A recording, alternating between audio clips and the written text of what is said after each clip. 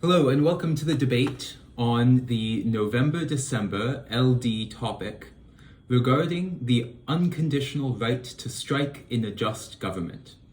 Today, I will be presenting the negative case and my good friend Monica is going to be presenting the proposition.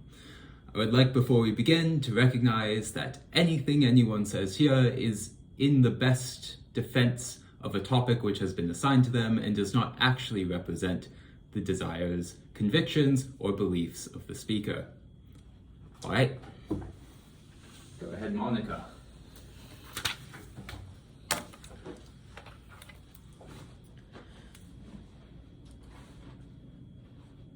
Today, our value is quality of life. Workers' benefits improve workers' quality of life. So a just government ought to recognize the unconditional right of workers to strike because it upholds their quality of life. I have two principled reasons to allow unconditional striking. The first is the First Amendment. Subpoint A, free speech is a good thing. The First Amendment is about free speech, which is the right of a person to speak their own ideas. This is a good thing because the expression of ideas is inherent or innate to a human.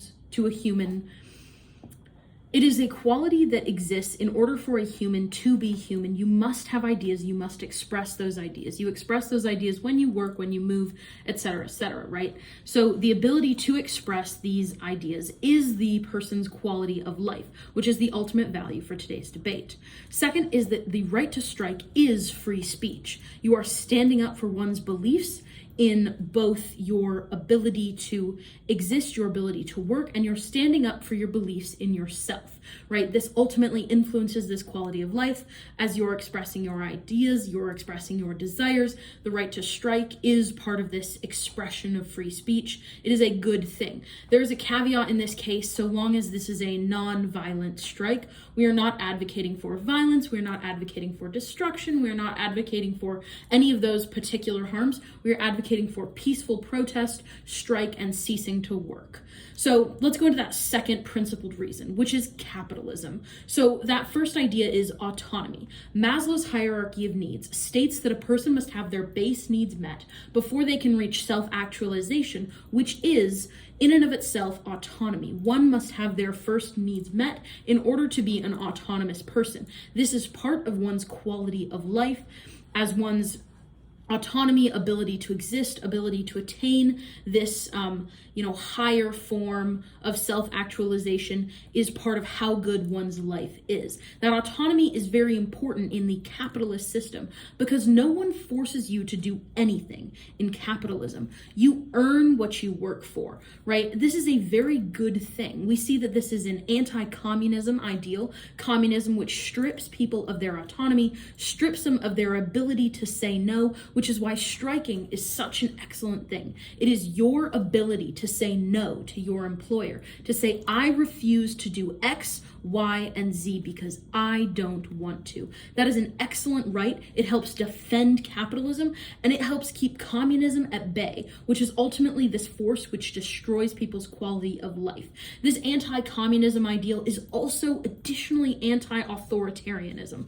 Authoritarianism is like North Korea, these terrible regimes that come in and they destroy people's lives. They take away any semblance of freedom that someone has. Striking is part of the first defense against communism and against authoritarianism. Striking is important in upholding these capitalist ideas of being able to do what you want and having an autonomous system.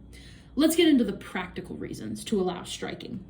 The first is worker productivity. Now, worker productivity means business success, and I'll tell you why. First, it's better for workers' morale, and a happy worker is a worker who produces better output.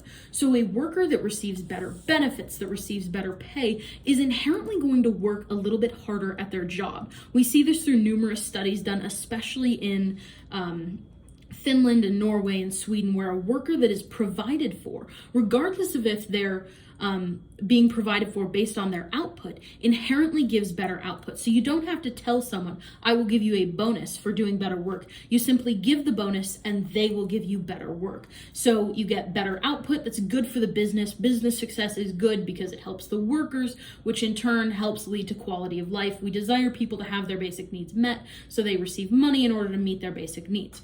This is also good for employee retention, which is extraordinarily important in helping businesses continue to function. So a business needs approximately a consistent stream of employees in and out, or a consistent number of employees that stay. And that's where employee retention is extraordinarily important. And striking helps facilitate employee retention, since negotiation between, unions and the company, or third parties in the company, or the worker herself and the company, is extraordinarily important for keeping people invested in the company and having them stay and remain in that company, right? The second is that you get better goods and services for your customer, right? This happy employee is more likely to be kinder to customers, is more likely to give you a better product to give to customers, is more likely to produce something that you want to sell as a business. This is important because it helps, facilitate this business success, which helps facilitate the quality of life of lots of different people. So the last reason is this last practical reason is this company retention, right? So we have good PR. So we see that, Amazon, when they had bad PR, they didn't have good employee rights, they have decided to move their policies to a $15 an hour minimum wage and to adding benefits, because it's so important that they have this good public relations, right? So we support ethical companies with our money. So then we have this idea that it's easier to function for a company when they have this good reputation. It's easier to create a new franchise, it's easier to build a new location, it's easier to produce a new product. So I've told you today that the First Amendment and capitalism protect a principle of unconditional striking, and that better worker productivity and business success and company reputation influences a better business, which leads to a better quality of life because people's needs are provided for, and ultimately that's good because workers' rights improve quality of life. Thank you very much. It's cross-examination.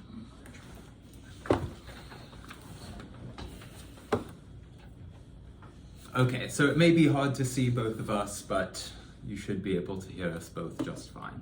Are you ready? Excellent. So let's begin by addressing some of the foundational pieces of the motion. You talk about quality of life being your central value. The motion solicits what's required for a just government, correct? Sure. Why do you think quality of life is the best metric to adjudicate justice? So given that a just government is a government that provides for the social contract between itself and its people, and that social contract is best facilitated by the quality of life of its citizens, a just government necessitates a good quality of life for its citizens. Why doesn't our justice system distribute sentences on the basis of what maximizes social utility then, as opposed to the nature of the crime someone put out? Can you rephrase that question? Yeah, so we look to the justice system to institute justice in our society, but they don't base their decisions in a utilitarian outcome. They deem their decisions to be just based upon what's proportional to the crime that's done. So in this case, when we're discussing, right, this idea of a just government, we're discussing when a government best fulfills its social contract. In punitive situations, a government is fulfilling its social contract by executing this particular punishment on a person. That's part of the fulfillment of the social contract. Okay, thank you. Let's move on to some of your constructive material. You first bring us the idea of free speech. Don't many just governments, such as those like the United States, have restrictions? For instance, fire in a crowded theater or hardcore pornography? So we would consider that like part of this idea of violence, right? That's not acceptable forms of expressing your free speech. But free speech is an important thing because it's important to express oneself, and so governments protect that. Unconditional is appropriate then if we have restrictions? So the only restriction here is to not break the law, right? An unconditional right to strike is simply a right to walk off the work site at any point in time. That is part of your free speech. It's part of what you are allowed to do at all times. Okay, we'll get to that. Then you talk about the right to say no. You ground that in authoritarianism. I can agree with you that authoritarianism is bad, but I'd like to address some of the later points that you had there.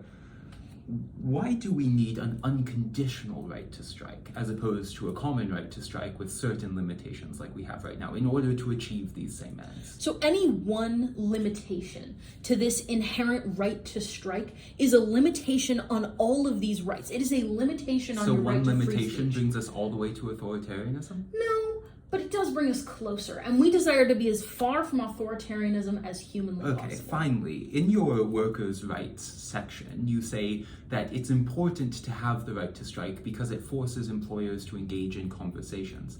Couldn't we therefore put a reasonable limitation on the right to strike, saying that you must engage in negotiations, one of your values, before you begin the strike? No, I don't think so. I think that it's important to first understand that the right to strike could be an individual right to strike, not necessarily a collective right to strike, and that that is still acceptable. Okay, thank you.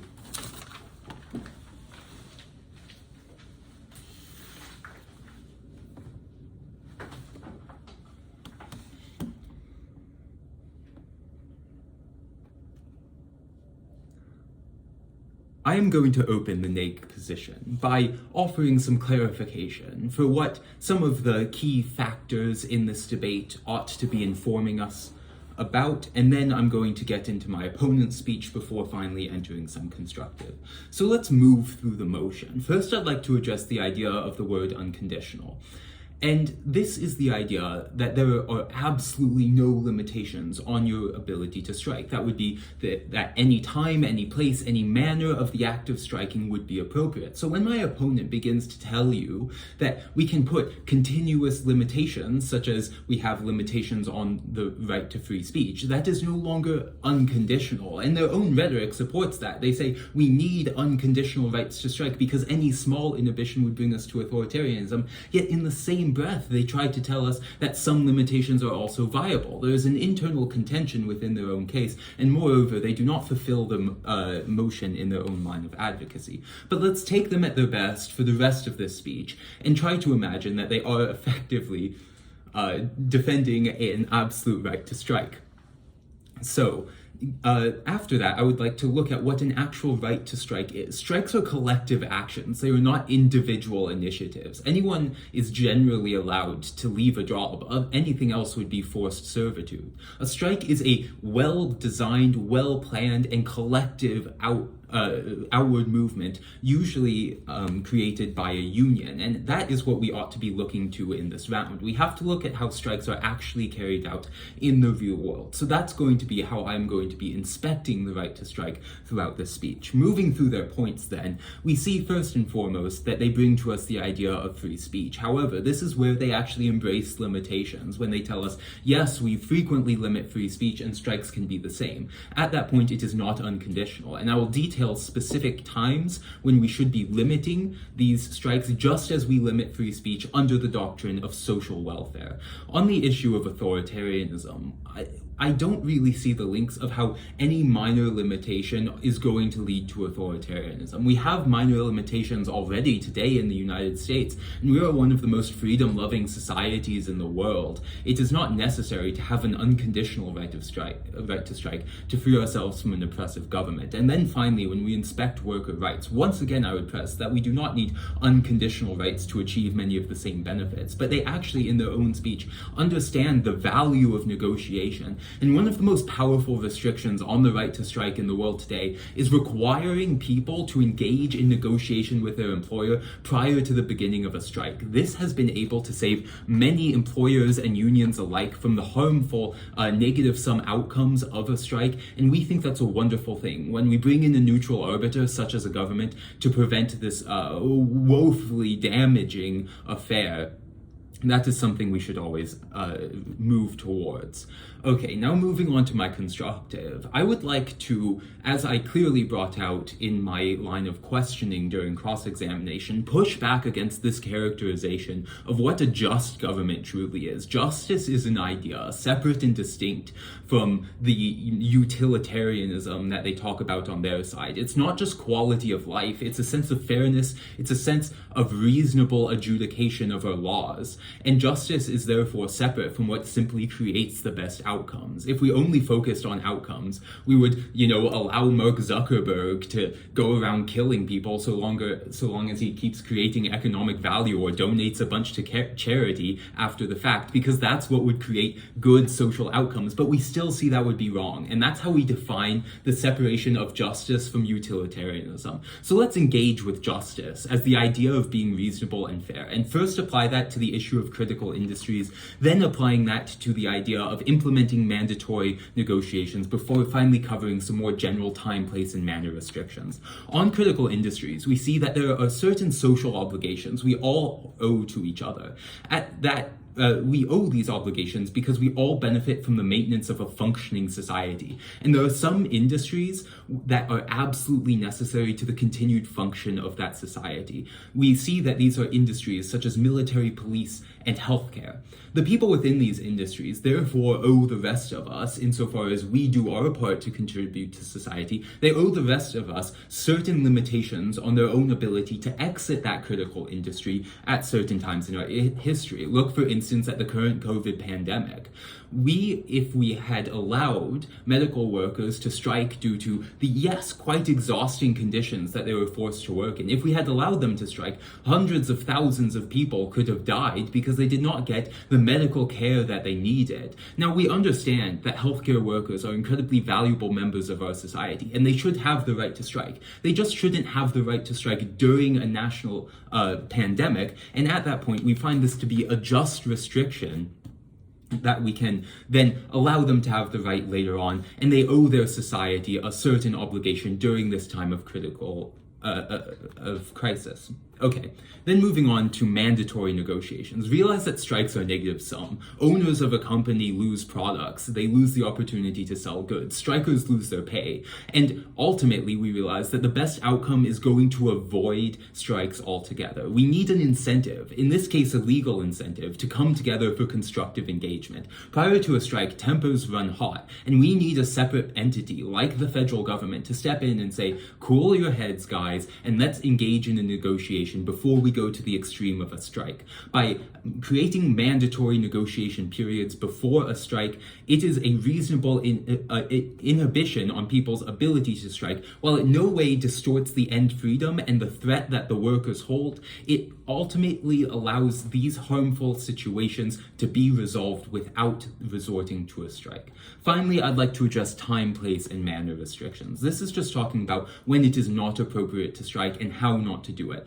For time restrictions, we already saw in my first point regarding critical industries. So on place, we see that strikes should not be able to disrupt social functions such as striking on roads, or that people should not be able to obstruct factory owners' right to enter the factory that they own.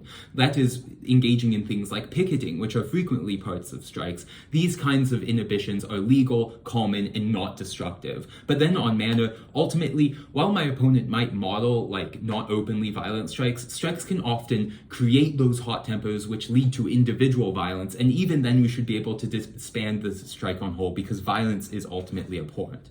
At the end of the day, there are many reasonable limitations that a just government can implement, so please vote for the negative.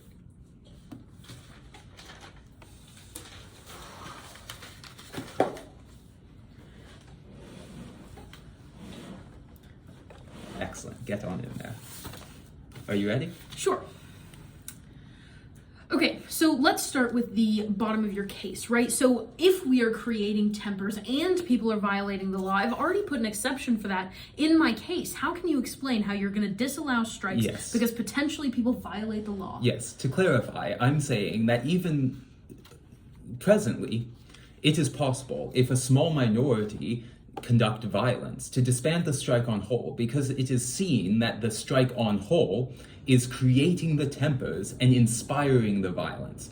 My impression from your model was only saying that if the strike on whole was violent, that would be a reasonable limitation outside of the model. I'm saying even if a small constituency is violent, that is still justification to eliminate the strike. Okay, so let's go to this idea that we're not disrupting social functions. We're not advocating for anyone to break the law, so how is this a reason to disallow strikes? I'm saying this is a reasonable limitation to place upon the strike. Ultimately, you know, there are many types of, Okay. generally legal things which still are woefully destructive to social cohesion, such as disallowing people from accessing public utilities Okay. by congregating in a specific area. All right, let's get into this idea that strikes are negative sum. So insofar as strikes produce positive outcomes, how are strikes negative sum? Strikes are negative sum insofar as it's possible to achieve those positive outcomes without ever engaging in the actual process. But that doesn't make They're something negative sum negative because sum.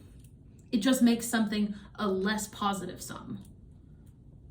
the actual act of striking is entirely negative sum. Owners lose products and strikers lose pay. It is the negotiation which is positive sum. It is the strike which is negative sum. Okay, let's go into this social obligation point, right? Don't people have a higher duty to themselves than to anyone else? Absolutely not. That conception is woefully narcissistic. We have to assume that every other person has the same degree of humanity and natural worth that we do. And at that point, insofar as they have sacrificed many things, such as paying taxes, to be able to live in a good and functioning society, we should sacrifice certain things too. And that includes people at some point limiting their own right to strike, delaying that until a time of national emergency can be overcome. Okay, I have no further questions. Excellent. Okay, 4-minute rebuttal. Joy.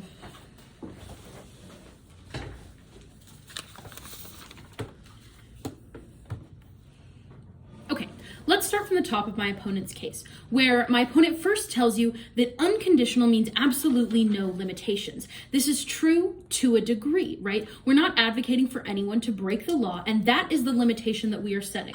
The law, right? We're not asking anyone to do something against police. We're not asking someone to be violent. We are asking people to stay within the law, right? Free speech is limited, in my opinion, far too much. And on this case, I'll be arguing that free speech and these time, place, and manner restrictions that my opponent is trying to tell you are a good thing are in fact limiting people's free speech. They are not good, and whatever the federal government says is okay is not necessarily what I'm saying is okay. These absolutely no limitations simply apply to within the law. Let's get into this next idea of strikes or collective actions. So while this might be true, it's still important not to limit these, right? So my opponent tells you that, strikes are actually carried out based on a large group of people who get together, very, very organized, and they do this strike. And while that may be true, it's important that we not limit this. It is important that we not limit people getting together and demonstrating in any way, shape, or form, because it's important for people to demonstrate, right? We see serious social good when people demonstrate, whether it's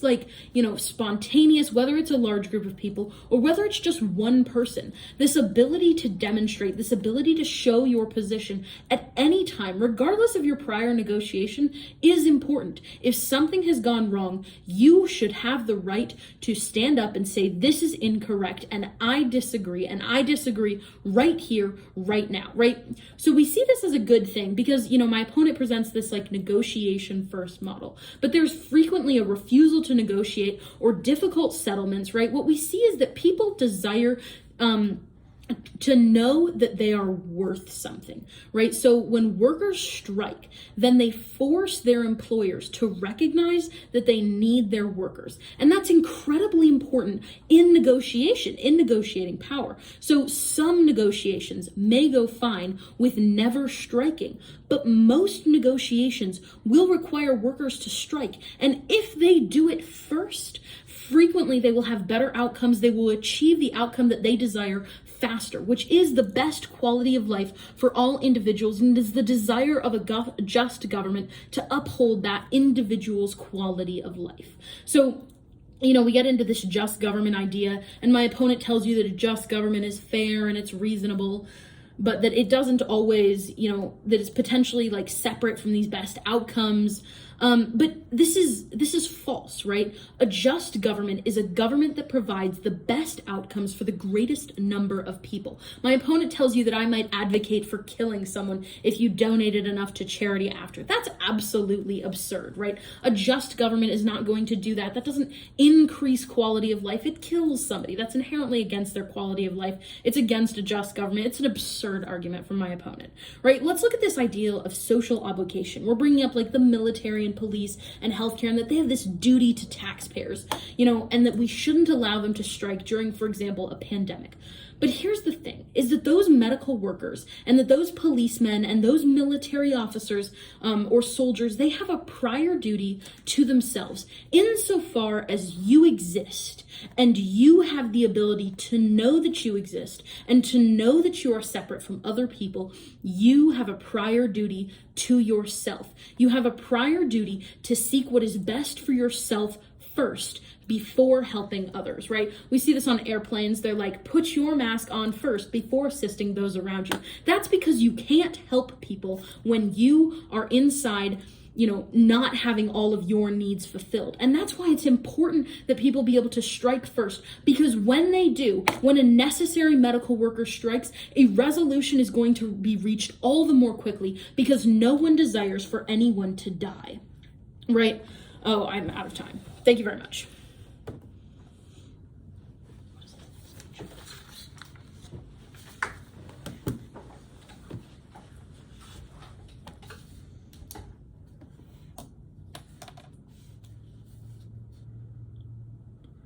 I'm going to begin by addressing two extraneous points of rebuttal that I heard coming out at the beginning of my opponent's speech. After that, I hope to crystallize this round by addressing three primary issues which came out from the response offered just there. Over the course of that, I will fill out my constructive and ultimately offer a conclusion to this round. Okay, the two extraneous points of rebuttal. First, the idea that strikes are defined to be within the law. I would offer the example of the January 6th riots, right? We saw that the assembly of protesters was both allowed and encouraged by our society. However, after the insurrection, we decided that it was worthy of disbanding all political protests in the National Mall temporarily to remedy the situation and ensure that no violence continued. Strikes are much the same. While the violent actors may not represent the strike even in any meaningful capacity, it is within the rights of the law to disband the strike insofar as it could continue to encourage specific hostile action. So while the strike overall would be peaceful, though it would be within the law, we would still be well within the understanding of justice to disband that strike because it has some power to encourage these constituencies to take illegal action, and that tangential harm cannot be ignored. The second, the ability to demonstrate being important. Ultimately, all we get out of this point are symbolic impacts. My opponent simply asserting that it is a valuable thing to be able to stand up and say no. However, those symbolic impacts cannot overcome the massive pragmatic outcomes which I have outlaid to you. We have not descended into tyranny as a consequence of the loss of this symbolic thing. However, we would face the threat of the loss of many critical industries. We could face the threat of a descent into anarchy, for instance, if our police were to strike, and that is not a threat which we can accept. That is not a threat we can tolerate in a stable and coherent society. At that point, any constituency could have power not only over their own business, but over a society at all on the whim that they chose to strike. And we cannot plan for the future if we live under that kind of uncertainty. So ultimately now I'm going to move on to the crystallizing points of this round. First, I'm going to focus on the question of unconditional, and that's going to play a huge part in this round. Then I'm going to move on to the idea of social obligations before finally I engage directly with my opponent's value in the area of pragmatic outcomes. Okay, so first on the idea of unconditional striking. Realize that this is an extreme and overly zealous measure which is not going to create common benefit. we do not need unconditional rights to strike. For instance, I bring up the idea of minimal time, place, and manner restrictions and the idea of negotiation. These can be incredibly powerful to ensuring that we never have to take this tool out of our tool belt while still allowing it to be there if, for instance, as my opponent talked about in that last speech, she said, you know, maybe negotiations will break down. Yeah, maybe they will, but we should try to have those negotiations first. We still have the option of strikes without those strikes being an unconditional right, and that should really play into your adjudication. Because, once again, we often, on this symbolic endeavor, overly emphasize specific rights to the detriment of all. That is not prudent policy making, and it certainly isn't a requirement for just governance, and it also doesn't play into their own value of maximizing social outcomes.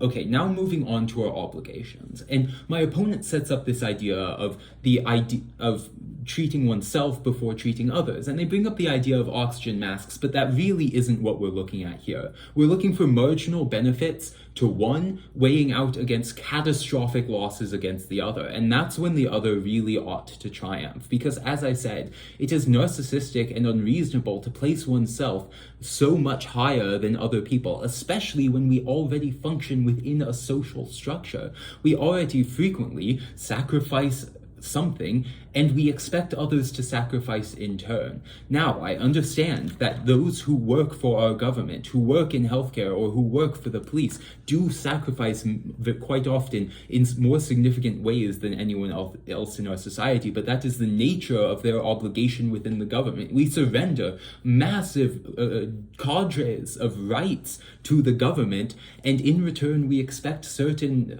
services, such as their ability to create a peaceful society with the police. Without that assurance, the social obligation in aggregate begins to break down, and ultimately the people who are striking are prioritizing themselves in a really significant way over everyone else, which is a greedy and undesirable and unjustified outcome.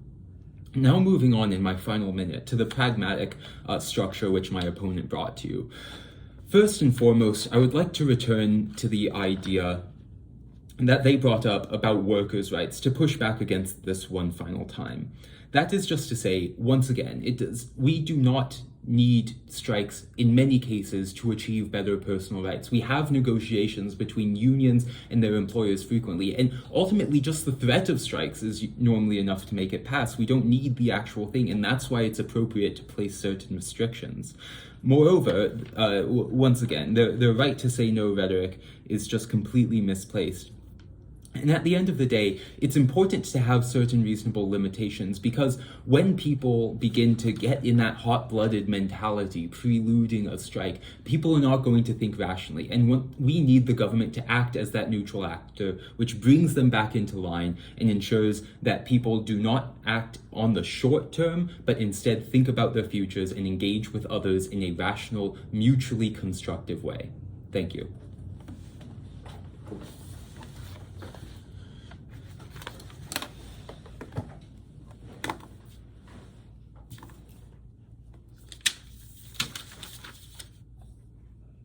Okay, so let's take a little bit of rebuttal. We'll go over my case, and then we'll talk about why ultimately side pro wins today, right? So first we have this idea that, you know, it's okay to disband when there's potential violence, right? We can disallow all strikes because there's an idea that there might be violence, right? So this is looking for people to commit crimes. In the first place, it's unethical. The police should not be identifying there might be a crime. Therefore, we're gonna stop all of this activity. That's unethical. We aim for our police not to do that in this country, and they should not do that in the case of strikes. Then we have this idea that some people are too valuable to society. You know, the power of individuals to destabilize our entire social structure, and that is an excellent thing. It is an excellent thing that workers have the ability and the power to say, absolutely, we will not do this, and here is our limit, and we are not going to work. That is absolutely acceptable. It is absolutely wonderful, and it forces the government to comply with people's requests, it forces the government to comply with people's demands, and it forces the government to treat people acceptably well and to meet their burden of quality of life. That is a just government. It is one that complies with the requests of the people, right? So then we have this idea that like negotiation is always better. We agree, negotiation is a great thing, right? We agree on both sides, negotiation is a great thing. But insofar as negotiation doesn't work, the right and the unconditional right to strike needs to exist for all workers, right? You know, it's like this idea that it's to the detriment of all for one person to promote themselves is great. But if I was to always live in a way that was better for other people and not better for myself, I would be dead, right? That's real helpful insofar as like my life continues. I need to do things that are for me, right? And workers' rights are part of that. They are part of what continues your life. They are part of what continues a person to be able to work and to be able to provide help to other people, right? So this like marginal benefit to one, actual benefit to others, and we sacrifice for each other, like that's great as long as what's happening with you is met, right? So I bring you these ideas that like, you know, we need to do this because we're protecting the First Amendment and upholding capitalism, inherent goods in our society, and that this is going to create better business success and better company reputation. And my opponent brings you this idea that these like the right to strike should not be unconditional. So what's going to happen if people do strike, right? What does this enforcement look like? It looks like arresting people who are trying to have their basic rights met. Is that a world that you want on side opposition? Is that really the world you want to vote for, where people who are desiring a better quality of life from a just government get arrested by that government? That is absurd. That is authoritarianism at work, and that is the destruction of capitalism in our society. It is the destruction of human autonomy, and it is the destruction of everything that the United States of America and frankly the free world is built on. Thank you very much.